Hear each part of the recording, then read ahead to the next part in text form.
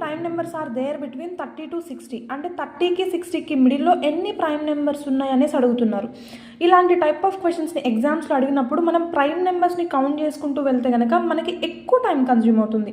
అలా కాకుండా చాలా సింపుల్గా వితిన్ ఫ్రాక్షన్ ఆఫ్ సెకండ్స్లోనే మనం ఎగ్జామ్లో ఆన్సర్ చేయాలి అంటే కనుక మనం ఈ ఒక్క చిన్న లైన్ని గుర్తుపెట్టుకోగలిగితే ఈ మోడల్లో ఏ క్వశ్చన్స్ అని అడిగినా సరే మనం సింపుల్గా సాల్వ్ చేసేయచ్చు.